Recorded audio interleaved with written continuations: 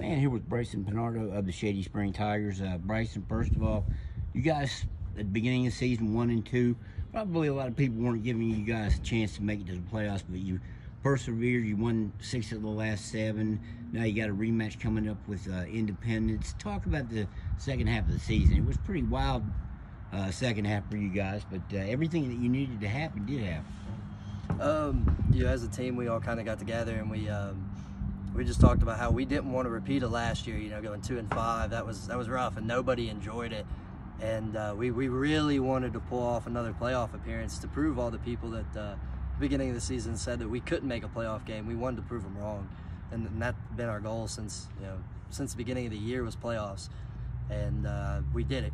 And so we all accomplished our goal, and we're ready to go. When I talked to you in the preseason, we talked about your tackle numbers last year. You set the school record here for tackles. This year, kind of repeating that same thing, averaging 18 a game. What's your mentality on defense? Not many people average 18 tackles a game, as shown by the fact you're one of the leaders in the state in that category. What's your mentality on defense? Just to keep going, whistle to whistle, play to play. You have to keep going whether you're on the tackle or not.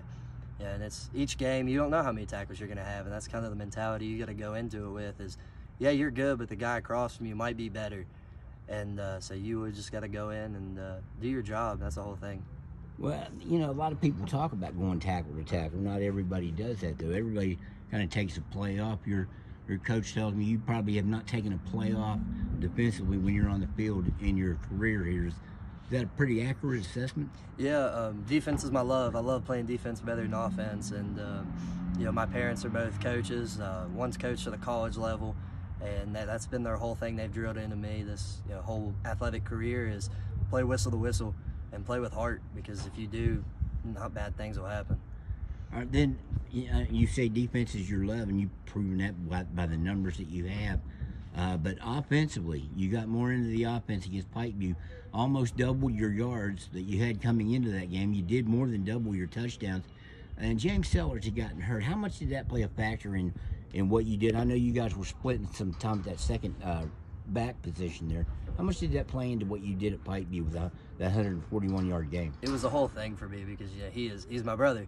We play on defense side by side, and we switch in and off on offense. And I wanted to do it for him, and that's what we did. Our whole team wanted to play for him, and just being able to run the ball and given the opportunity to run the ball was awesome. Being able to put up numbers like that. Did a little bit of your defensive mentality come into effect there? Whistle to whistle on offense as well. Yeah. When you're in the pile, keep moving your feet and keep moving forward, because you don't know what could happen. Somebody might fall off, and you might be able to break away from a hole. On film, there's a lot of times where I got into a hole and just came out the other side. Don't really know how, but we did, and that just kind of moved it.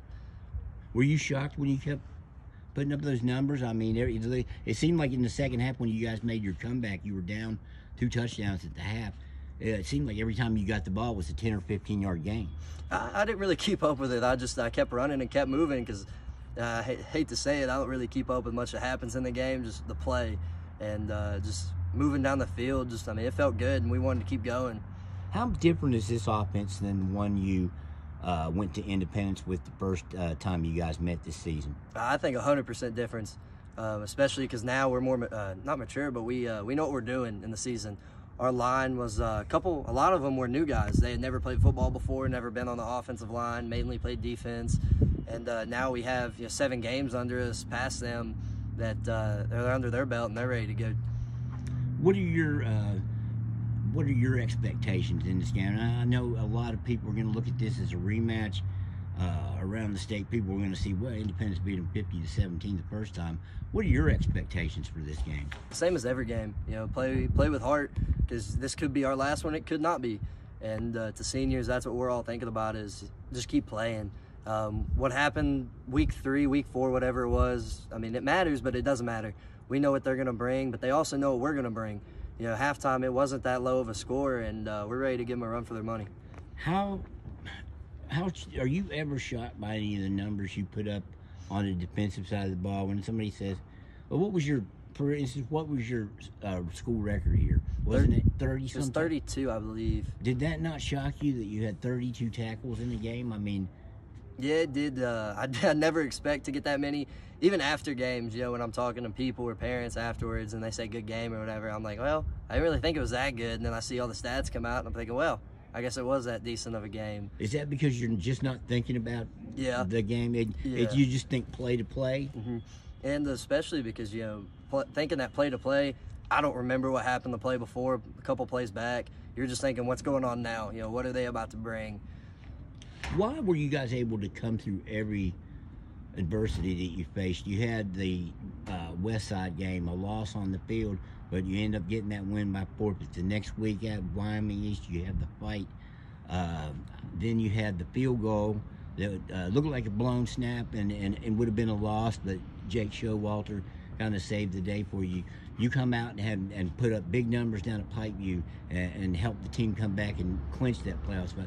Why were you guys able to come back and face every obstacle, overcome it? I think we finally, you know, seniors, it finally hit us what this was. It was our last season on this field, last season in pads for most of us. And we didn't want to be done. We wanted one more, and to our underclassmen, they helped us out big too, because we are a decently young team. And I think also we came together just as a team in general.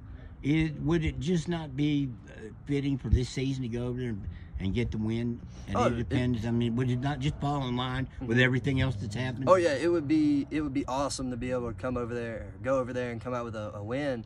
And I think either way the game turns out, it's going to be big for either of us.